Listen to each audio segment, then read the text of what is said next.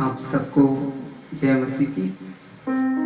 यीशु मसीह के सामर्थी पवित्र और मूल्यवान नाम में इस समय आप सबका स्वागत है। इस समय हम परमेश्वर के महान वचन को सुनेंगे और प्रार्थना के इस महत्व को जानेंगे कि प्रार्थना का हमारे जीवन में क्या महत्व होना चाहिए और प्रार्थना के द्वारा हम कैसे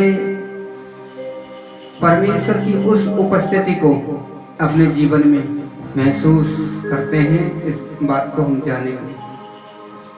जानेंगे कि कैसे हम परीक्षा से बाहर आ सकते हैं। बाइबल में लूका 18:1 में परमेश्वर का वचन कहता है, नित्य प्रार्थना करना चाहिए, कभी हिम्मत नहीं हारना चाहिए। प्यारे भाई बहनों, आज हम सब लोगों के जीवन में अनेक प्रकार की उन विषम परिस्थितियों का सामना हमें करना पड़ता है। अनेक प्रकार के दुख, तकलीफ, संकट, निराशा, चिंताएं मनुष्यों के जीवन में उनको फेस करना पड़ती है, उनको सामना करना पड़ता है, जिसके चलते हुए प्रार्थना का जो माहौल समस्या आने से पहले उनके जीवन में होता है उसमें कमी आ जाती है। इसीलिए परमेश्वर का वचन कहता है कि हमें नित्य प्रार्थना करना चाहिए और कभी हिम्मत नहीं हारना चाहिए। मेरे और आपके जीवन में ऐसा होगा कि विषम परिस्थितियों से होकर हमें गुजरना पड़ेगा। बहुत सारे भाई बहन जो यीशु को मानते हैं, यीशु को जानते हैं, यीशु के वचन पर चलते हैं, यीशु के पीछे चलते समय बहुत सारे लोग उनके विरोध में हो जाते हैं और इस विरोध को सहते हुए, इस विरोध का सामना जब उनसे नहीं होता है तो वो यीशु को छोड़ने की कोशिश करते हैं। परमेश्वर मुझसे और आपसे कहता है कि हमें कभी हिम्मत नहीं हारना चाहिए। मेरे और आपके जीवन में ऐसी बातें होंगी जिसके द्वारा मेरा मन जो है फीका पड़ जाएगा, मेरी हिम्मत टूटेगी और प्रार्थना में कमी आ जाएगी। लेकिन मुझे प्रार्थना में बने रहना है ताकि मैं आगे जा सकूं, मैं तैयार हो सकूं उस परमेश्वर के लिए जिस परमेश्वर ने मुझसे अद्भुत प्रेम किया है। नित्य प्रार्थना करने से क्या होता है, जब हम नित्य प्रार्थना करते रहते हैं तो उस नित्य प्रार्थना के द्वारा हमारे जीवन में परमेश्वर की अद्भुत महिमा प्रकट होती है। नित्य प्रार्थना करने से हम अपने आप को इतना तैयार कर लेते हैं जितना तैयार करने के बाद आने वाली उन परीक्षाओं से हम बाहर आ सकें। जो परीक्षाएं मेरे और आपके जीवन में होती हैं उन परीक्षाओं से हम बाहर आ जाएं। इसके लिए परमेश्वर ने कहा कि हमें रोज प्रार्थना करना है और कभी हिम्मत नहीं हारना है।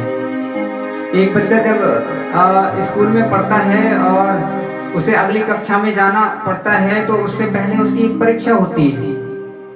अगर वो रोज अपनी पढ़ाई को नहीं करेगा, उस पढ़ाई पे ध्यान नहीं देगा, तो जब उसकी परीक्षा का समय आएगा तो वो सही जवाब जो उसके प्रश्न होंगे उसका सही जवाब वो दे नहीं पाएगा और कभी भी वो अगले कक्षा में प्रवेश नहीं कर पाएगा। तो हमें सच में अगले लेवल पे जाने के लिए, अगले क्लास में एडमिशन हमारा हो, अगले लेवल पर हम जाएं, इसके लिए हमें अपने आप को तैयार करना पड़ता है। प्रार्थना के द्वारा हमें अपने आप को तैयार करना पड़ता है। बाइबल जब हम पढ़ते हैं तो अपने आप को तैयार करते हैं और ऐसा तैयार कर लेते हैं जैसी तैयारी यीशु मसीह ने की थी। हालेलुया। यीशु मसीह की जब परीक्षा हुई, शैतान उनके सामने आया। यीशु मसीह ने 40 दिन का जो उपवास रखा था, उस उपवास के लगभग अंत के समय में शैतान उनके सामने आता है और कहता है, तू इस पत्थर से कह दे कि ये रोटी बन जाए। लेकिन परमेश्वर यीशु मसीह ने कहा कि मनुष्य केवल रोटी से ही नहीं जीता है, वो ईश्वर के मुंह से निकलने वाले हर एक वचन से जीता है। यीशु मसीह ने अपने आप को प्रार्थना के द्वारा और वचन के द्वारा इतना तैयार कर लिया था कि उनके सामने शैतान ने जो प्रश्नों को रखा, उन प्रश्नों के उत्तर को यीशु मसीह ने आराम से दिया और वो परीक्षा से बाहर आए। मुझे और आपको अपने आप को तैयार करना है। जब हम रोज प्रार्थना करते हैं, हम अपनी आत्मा को उतना तैयार कर लेते हैं जितना तैयार करने के बाद एक व्यक्ति परीक्षा के समय में जब आता है तो उससे बाहर निकल जाए। ऐसा हमें तैयार करना है अपने आप को, और कभी हिम्मत नहीं हारना है। हिम्मत तोड़ने वाली बातें बहुत सी होंगी हमारे जीवन में, लेकिन हमें प्रभु पर पूरा भरोसा रखते हुए उससे लिपटे रहना है, उसे छोड़ना नहीं है और प्रार्थना करते रहना है अपनी कठिन परिस्थितियों में भी। जब यीशु मसीह अपने चेलों के पास में थे और वो प्रार्थना करने के लिए गए, और रात का समय था, यीशु मसीह 1 घंटे प्रार्थना करने के बाद जब अपने शिष्यों के पास में आए और उन्होंने शिष्यों को सोते हुए पाया तो कहा कि तुम मेरे साथ 1 घंटे भर भी प्रार्थना नहीं कर सकते, जागते रहो और प्रार्थना करते रहो जिससे तुम परीक्षा में ना पड़ो।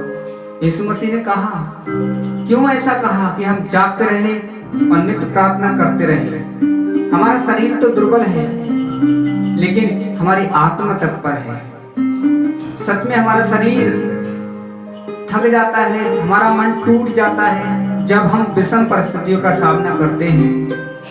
जब हम संकट में पड़ जाते हैं तो हमारा मन टूट जाता है और हम प्रार्थना करना बंद कर देते हैं। मुझे और आपको क्या करना है? तैयार रहना है, प्रार्थना के द्वारा अपने आप को मजबूत करना है। इसलिए प्रभु ने कहा कि जागते रहो और प्रार्थना करते रहो जिससे तुम परीक्षा में ना पड़ो। सच में एक प्रार्थना ही ऐसी चीज है जो हमें परीक्षाओं में से बाहर निकाल सकते हैं। हमारा भरोसा प्रभु पर अटल होना चाहिए।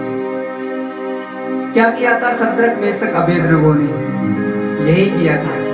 राजा ने कहा गया, यदि तुम मुझको दंडवत नहीं करोगे, यदि तुम मेरे द्वारा बनाई हुई मूर्ति को दंडवत नहीं करोगे तो हम तुम्हें आग की भट्टी में डाल देंगे। जब ऐसा उन शद्रक, मेशक, अबेदनगो से कहा गया जो प्रभु के बहुत ही ज्यादा मजबूत सेवक थे, प्रभु पर भरोसा रखने वाले थे, उन्होंने कहा कि हम केवल अपने प्रभु को ही दंडवत करेंगे और किसी को नहीं। राजा ने कहा, क्या तुम्हारा परमेश्वर तुम्हें इस आग से बचा सकता है? तब उन तीनों का जवाब यही था कि हमारा परमेश्वर इस आग से हमें बचा सकता है, वो हमें नहीं भी बचाएगा तब भी हम इस मूर्ति को दंडवत नहीं करेंगे। ऐसा अटूट विश्वास केवल आपको उस प्रार्थना के द्वारा मिल सकता है, बाइबल के पवित्र वचनों को पढ़ने के द्वारा मिल सकता है, नित्य प्रार्थना करने के द्वारा मिल सकता है। आपकी आत्मा इतनी मजबूत होना चाहिए जितना मजबूत होने के बाद हम ये जो शारीरिक स्तर की बातें हैं इनसे बाहर निकल सकें। परमेश्वर मुझसे और आपसे यही चाहता है कि हम नित्य प्रार्थना करें, कभी हियाब नहीं छोड़ें, जागते रहें और कभी हिम्मत नहीं आ रही। हमारा शरीर भले ही दुर्बल हो जाए लेकिन हमारी आत्मा प्रार्थना करने के लिए, बाइबल के पवित्र वचन को पढ़ने के लिए हमेशा तैयार रहे। बाइबल कहती है तुम जीवित तो कहलाते हो लेकिन मरे हुए हो। सच में आज बहुत सारे लोग मसीह पर विश्वास करने के बाद भी अपने कामों से मरे हुए साबित होते हैं। हम सच में प्रार्थना नहीं करते हैं तो सच में हमारी आत्मिक जो उन्नति है वो रुक जाती है और हम परमेश्वर की नजर में मरे हुए साबित होते हैं। तो मुझे और आपको प्रार्थना करके, बाइबल के पवित्र वचन को पढ़ के अपने आप को जीवित रखना है और अपने आप को परमेश्वर के योग बनाना है, ताकि जब वो परमेश्वर मुझे और आपको लेने के लिए आए तो मैं उसके साथ स्वर्ग में जा सकूं। हालेलुया। मुझे और आपको उस परमेश्वर पर पूरा भरोसा करते हुए, उस पर निगाहें लगाते हुए उसके पीछे चलना है। बाइबल कहती है जो मेरा अनुसरण करेगा वो अंधकार में नहीं रहेगा। जब आप पवित्र बनते हो और उसके वचन पर भरोसा रखते हो तो परमेश्वर आपके साथ अपनी महिमा को प्रकट करता है।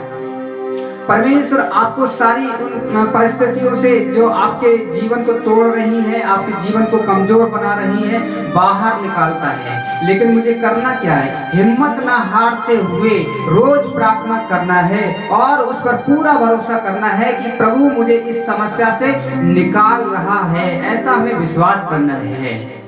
तो मुझे और आपको उस परमेश्वर के महान वचन पर भरोसा करते हुए रोज प्रार्थना करना है, हिम्मत नहीं हारना है, जागते रहना है, ताकि मैं अपनी आत्मा को वो खिला सकूं जो परमेश्वर मुझसे चाहता है।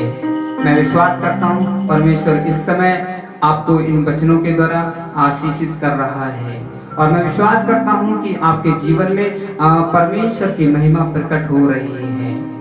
आप सबको उस परमेश्वर के नाम में सबको जय मसीह की। प्रभु आप सबको आशीष प्रदान करें। कहें आमीन आमीन।